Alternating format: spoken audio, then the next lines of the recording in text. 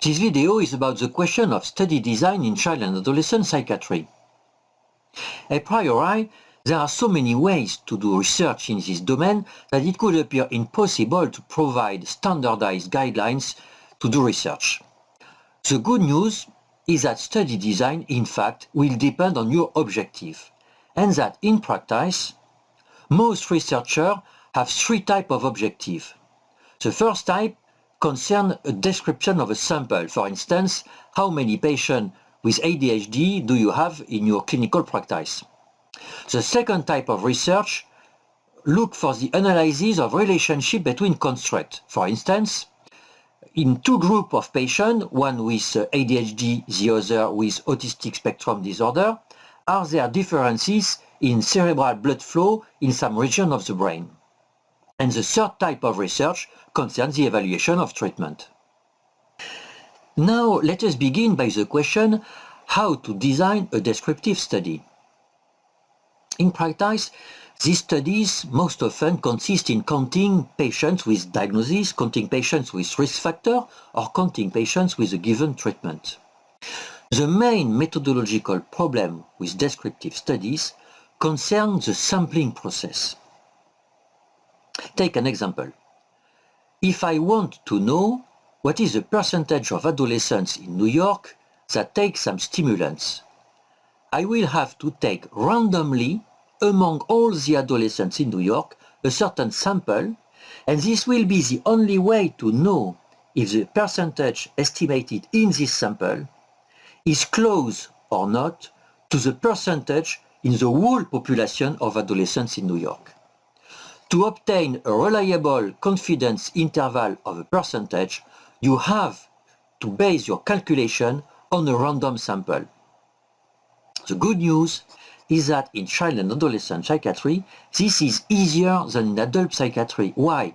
Because most often, in most countries, school is mandatory up to a certain age, and so to have a random sample of child or adolescent, you have only to select a random sample of classroom and then to select the student inside the classroom. This was the good news. The bad news is that most often the sample size you will have to take randomly will have to be large. Take another example. Imagine you want to estimate the prevalence of consumption of cannabis in young adolescents. First, you have to guess this percentage. Imagine you guess it is around 10%.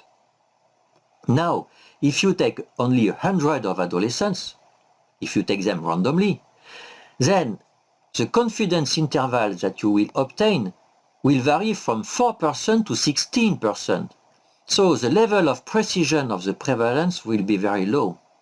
With 1,000 adolescents, it is somewhat better, from 8% to 12%. And of course, with 10,000, you have now a very precise estimate. You see then that for a descriptive study, most often you have at least to include several hundred or several thousand of patients. In addition to the problem of sampling, there is another methodological problem in descriptive studies. It concerns the quality of phenotype, whether it is the quality of the diagnosis, the quality of the measurement of the risk factors, etc. But we have a specific video for that. This is a video related to the measurements. There is another type of descriptive study that can be particularly interesting for child and adolescent psychiatry. It is a description of longitudinal data, a description of cluster of developmental trajectories. It requires about or more than 1,000 of patients, or at least many hundred.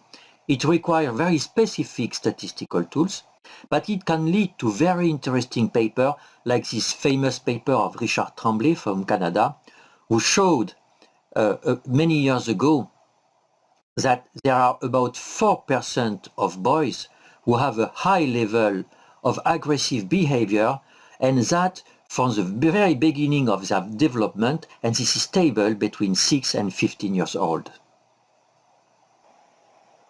In the next slides, we are going to deal with the most classical research question, which consists in finding relationships between variables or relationship between constructs.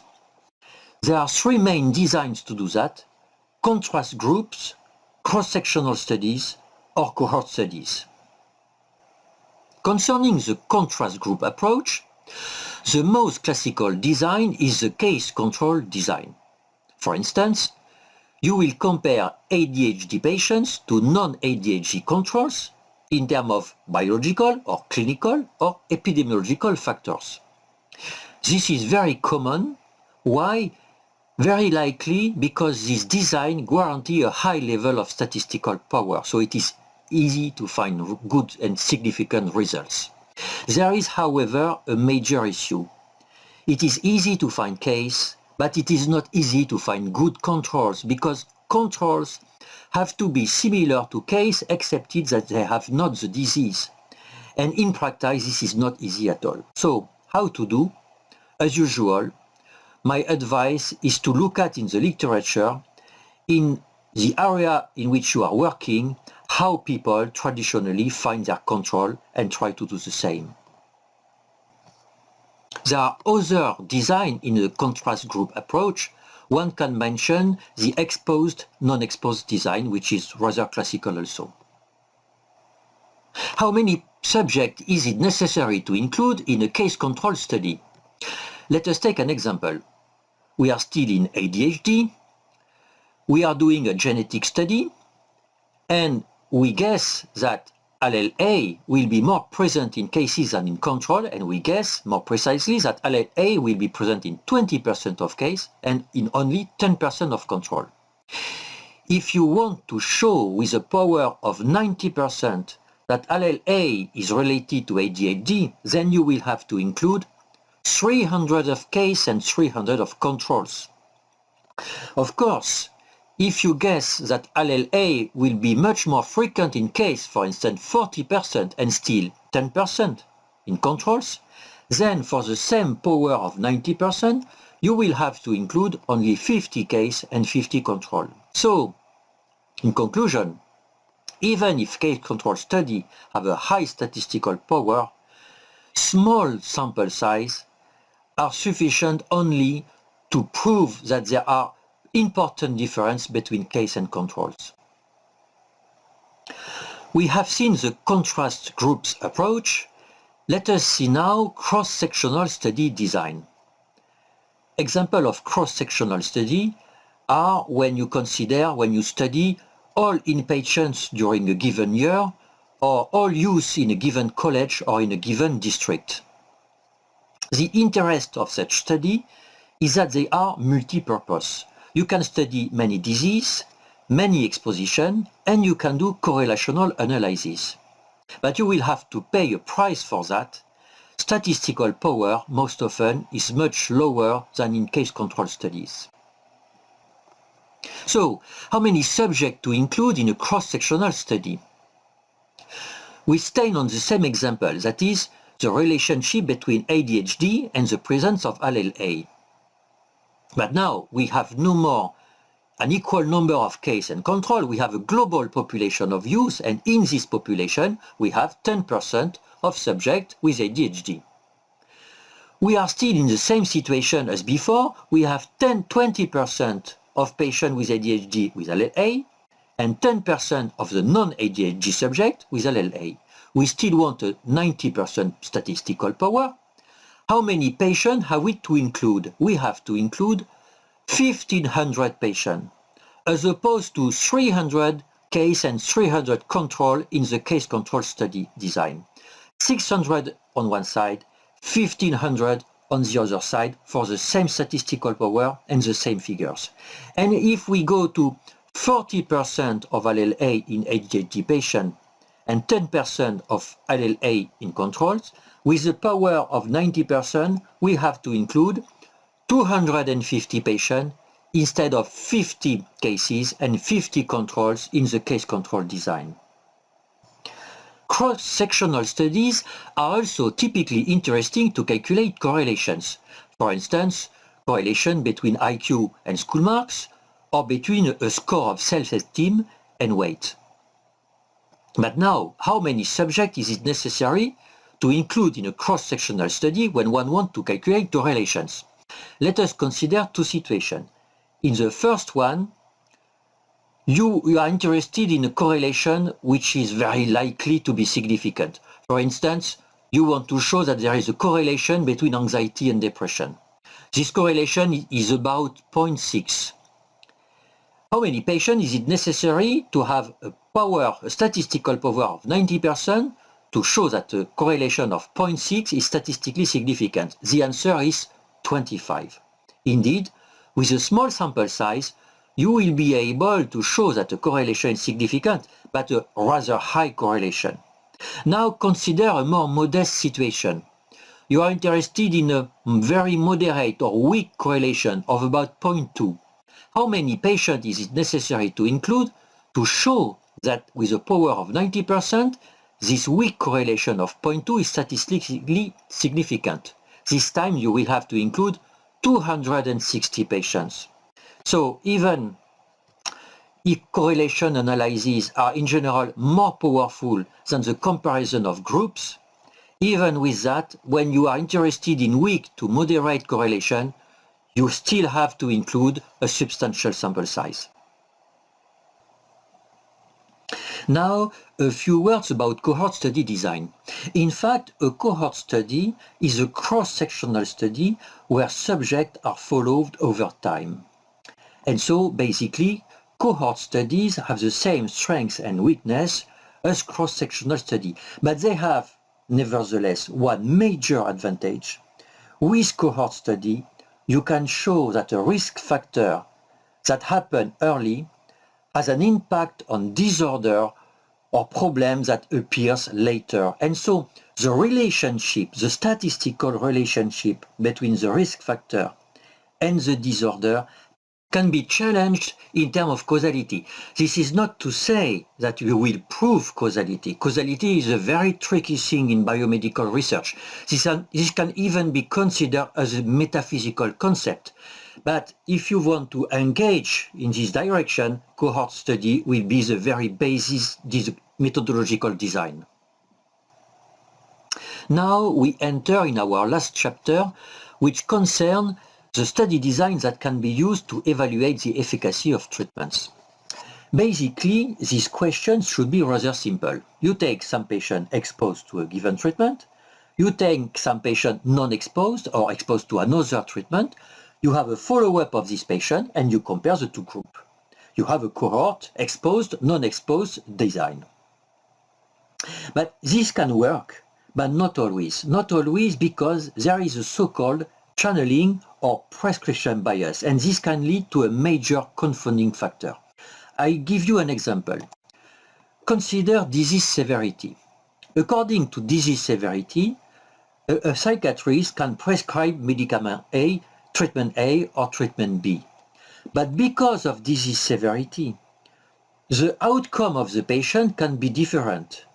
And so because the treatment and the outcome have a common cause, there will be statistically an artificial relationship between treatment and outcome. Disease severity is here a confounding factor in the relationship between treatment and outcome. If you know in advance that disease severity belongs to the prescription bias, then with a statistical model, you can do an adjustment and you can find the real relationship between treatment and outcome. But it is very likely that you will not be aware of all the possible channeling or prescription bias. And in this situation, you have only one solution, that is randomization. If you randomize treatment, then you are in a so-called randomized controlled trial.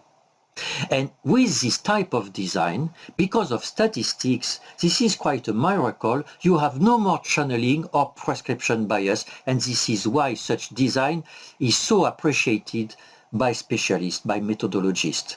This is not to say that there are no drawbacks. There are drawbacks. In particular, there can still be some confounding factors, especially those which happen after the randomization. And this is the reason why most often we require double-blind randomized controlled trial. Another point is that the generalizability of results obtained from randomized control trial are not so good because patients are highly selected in general in such trial. And in addition, because randomized control trial cost a lot of money, sample size are reduced, and thus it is difficult because of statistical power to find good and bad responders and to detect rare side effects. So, randomized control trials are not useful for every situation, but for very particular situation, they are the most efficient design in providing a convincing answer to a simple question. If you want to show on a given outcome that treatment A is superior to treatment B, if you want to be convincing, then you have to do a randomized control trial. Now, how many patients should we include reasonably in a randomized control trial in child and adolescent psychiatry? This is not easy to answer such a question because first, it will depend on the scale you will use to measure the outcome, and second, it will depend on the effect of the treatment. I will just give you two examples. First, if you want to compare methylphenidate or a stimulant in general to a placebo in ADHD, in children or adolescents, then with 50 patients in each arm, you will have a good statistical power. Now, if you are interested in adolescent depression and you want to compare an SSRI to a placebo, this is no more 50 patients in each arm, but 200 or perhaps 300 patients in each arm, because the effect of antidepressant is lower than the effect of stimulants. In general, sample size in child and adolescent psychiatry will have to be between these two limits, that is 50 patients per arm to 200 or 300 or more patients per arm. Now it is time to conclude and to remember that most study design depend in fact on your objective. And this objective can be descriptive, can be analytic, relationship between variables, or can be evaluative, in general, evaluation of treatment. And the most classical design rely on the contrast group approach, cross-sectional study design, cohort study that can be used to evaluate treatment, even if the evaluation treatment nowadays relies more and more on randomized control trial. But these are only the basis. With time and experience, you will be able to use your creativity and originality. And this is up to you.